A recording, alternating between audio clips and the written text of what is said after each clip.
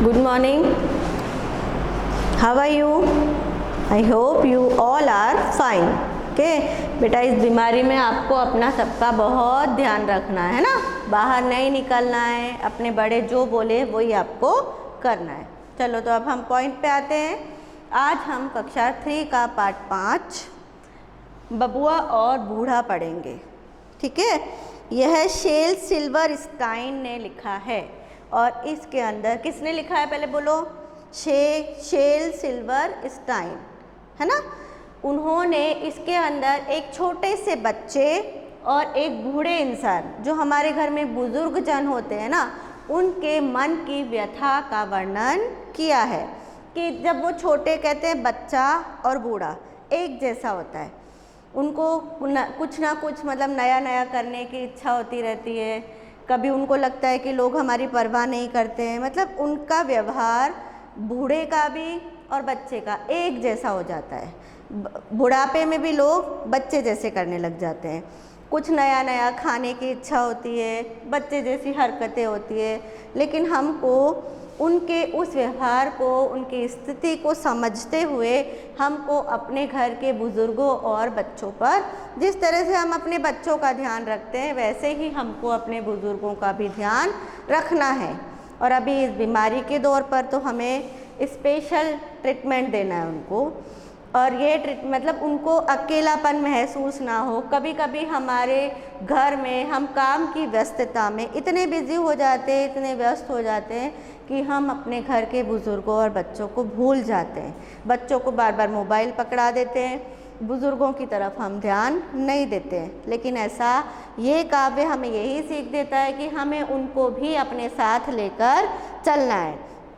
उनकी ख्वाहिशों का, उनकी इच्छाओं का हमें पूरा पूरा ध्यान रखना है, ताकि उनको जीवन में, अपने मन में मतलब ऐसा महसूस ना हो कि हम इस जीवन में अकेले हैं, इस घर में अकेले हैं। उनको अकेलापन खाने ना पाए।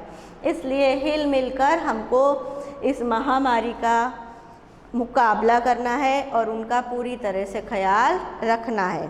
तो बबुआ और बूढ़ा एक बच्चे की और दादाजी की व्यथा की कहानी सुनाती है कि वो दोनों क्या सोचते हैं।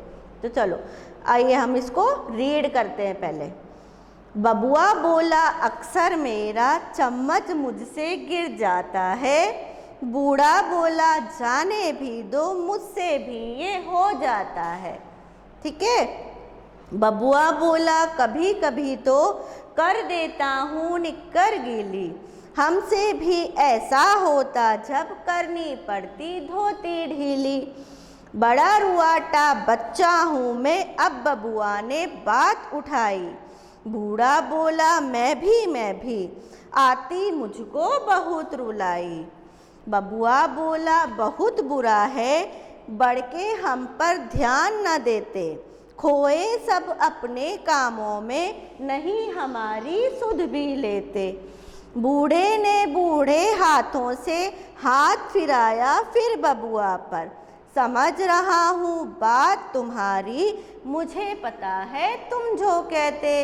इसका मतलब है कि जब एक बच्चा दुखी होते हुए बोलता है ना कि मेरी कोई बात नहीं सुन रहा है, कोई मेरे पर ध्यान नहीं दे रहा है, तो बूढ़े दादाजी भी उसको क्या करते हैं? सहयोग देते हैं। उसकी बात को, उसकी मन की व्यथा को अच्छे से समझते हैं कि जैसी स्थिति बेटा तुम्हारी है ना, वैसी ही हालत मेरी भी है। इसलिए तुम बुरा मत लगाओ, दिल पर मत लो। ठीक है, मतलब हम दोनों एक दूसरे के साथी बन जाते हैं। इसीलिए ऐसा होता है कि घर में जब छोटा बच्चा होता है ना, तो वो अपने दादा के साथ में ज़्यादा अटैचमेंट रहता है, उसको ज़्यादा लगाव रहता है। क्यों? क्योंकि वो दोनों एक दूसरे की व्यथा और कहानी समझते हैं। और दादा पोते से बहुत प्यार करते हैं और पोता अपने दादाजी से बहुत प्यार करता है। तो इस काव्य में छोटा बच्चा बोल रहा है, बबुआ बोला, अक्सर मेरा। जब छोटा सा बच्चा अपने छोटे छोटे हाथों से एक छोटे से चम्मच को ऐसे पकड़ता है हाथों में और लेकर धीरे धीरे चलता है, तो अक्सर उसके हाथों से वो चम्मच गिर जाता है ना, गिर जाता है और फिर वो रोने लगता है। अब चम्मच गिर जाता है तो बूढ़े दादाजी बोलते हैं ऐसा सुनकर कि तुम अपनी इस बात को मन पर मत लो, क्योंकि ऐसा ही कुछ मुझसे भी अक्सर हो जाता है। अक्सर मीन्स अधिकतर मुझसे भी अपने हाथों से कोई ना कोई चीज़, चश्मा, कुछ ना कुछ तुम्हारे ही जैसे गिरता पड़ता रहता है, इसलिए हम दोनों एक जैसे हैं, तुम इस बात को दिल पर मत लो।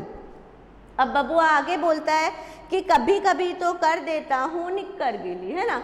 तो छोटा सा बच्चा होता है, अभी आपको बहुत हंसी आएगी, लेकिन ऐसा रियल में होता है कि छोटा बच्चा होता है तो रात को बिस्तर में कितनी बार टॉयलेट कर देता है, उसे पता नहीं चलता है कि बाहर जाके करना है ना, तो उसकी निक्कर गीली हो जाती है, उस वजह से भी वो बहुत परेशान रहता है, चिंतित रहता है, लेकिन ऐसा हो जाता है और मम्मा उसकी बार बार चेंज करती है।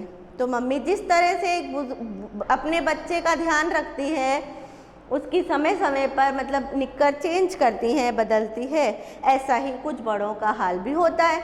कभी कभी बड़ों बुज़ुर्गों को भी ये सुध नहीं रहती है, तो इसमें हमको परेशान होने वाली बात नहीं है। हमें भी उन बुज़ुर्ग को भी हमें भी एक बच्चे की ही तरह प्रोटेक्शन देना है, बच्चे की जैसे ही हमको उनकी भी देखभाल करनी है। तो दादाजी बोलते हैं हमसे भी ऐसा होता, जब हमसे भी ऐसा हो जाता है ना, तो हमको भी अपनी धोती को क्या करना पड़ता है, थोड़ा ढीला करना पड़ता है। बड़ा रुआटा बच्चा हूँ मैं, ठीक है, वो कहता है मैं बहुत बड़ा हूँ लेकिन एक रोने वाला बच्चा जैसा हूँ। दादाजी बोलते हैं कि मैं बहुत बड़ा हूँ, रुआटा मीन्स रोने वाला, है ना, लेकिन एक बच्चे जैसा हूँ। अब बबुआ ने बात उठाई, अब छोटा सा बच्चा बोल रहा है, जब दादाजी की भी ऐसी वो बात सुनता है तो छोटा बच्चा बोलता है आती मुझको बहुत रुलाई, रुलाई मीन्स मुझे ऐसा सब महसूस कर घर में ऐसा वातावरण देखकर मुझे बहुत रोना आता है, बहुत दुख होता है, तकलीफ होती है। क्यों? क्योंकि घर के जितने भी बड़े लोग हैं ना, बढ़ के हम पर ध्यान न देते, कि जितने भी बड़े लोग हैं, मम्मी पापा सब अपने काम में लगे रहते हैं और कोई भी मेरे ऊपर ध्यान नहीं देता है, इसलिए मुझे बहुत रोना आता है। तो वो बोलते हैं नहीं, हमारी कुछ सुध लेते, सुधी मीन मतलब हमारी ओर ध्यान नहीं देते हैं। कौन? घर के बड़े।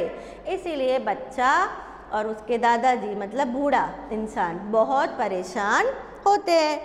बूढ़े ने बूढ़े हाथों से ऐसी सारी व्यथा सुनकर उन बुजुर्ग दादाजी ने अपने उस बूढ़े बूढ़े हाथों से हिलते हुए उस बच्चे के शीश पर मतलब सिर पर ऐसे प्रेम पूर्वक हाथ घुमाया।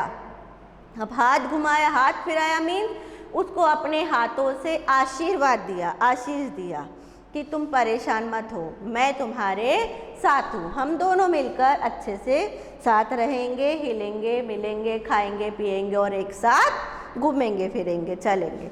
मतलब बड़े हम पर ध्यान नहीं देते तो तुम इस चीज़ को सोचकर दुखी मत हो, क्योंकि मेरा भी हाल कुछ ऐसा ही है कि मेरे ऊपर भी घर के लोग ध्यान नहीं देते हैं। मेरे हाथों से भी जैसे तुम्हारे हाथ से चम्मच गिर जाता है, ऐसे मेरे हाथ से चश्मा गिर जाता है, मतलब कुछ ना कुछ गिरता पड़ता रहता है। कभी कभी मैं खुद गिर जाता हूँ, जैसे तुम गिर जाते हो। अगर बड़े लोग आप पर ध्यान नहीं देते तो हम पर भी ध्यान नहीं देते हैं, इसलिए तुम परेशान मत हो। तो दादाजी ने उसकी व्यथा को सुनकर प्रेम और प्यार से उसके सिर पर आशीर्वाद देते हैं, हाथ घुमाते हैं और उसे हमेशा खुश रहने का आशीर्वाद देते हैं कि हम दोनों साथ साथ हिल मिलकर रहेंगे। तो इस कविता से आपको पता चल गया होगा कि एक छोटा सा बच्चा और हमारे बुजुर्गों का मन एक जैसा होता है। तो इसलिए मेरा आपसे ये अनुरोध है कि आप उन लोगों को मतलब उन दोनों को इग्नोर ना करते हुए उनकी तरफ हमेशा ध्यान दें, उनकी देखभाल करें, उनको स्नेह और प्यार दें जिसके वे हकदार हैं, क्योंकि वो हैं इसलिए हम हैं। हमारे घर के बुजुर्ग हमारे घर पर एक फलदार वृक्ष जैसे हैं, जो भले ही फल नहीं देते लेकिन फिर भी हर मुसीबत के समय हमारे साथ हमेशा डटकर खड़े रहते हैं।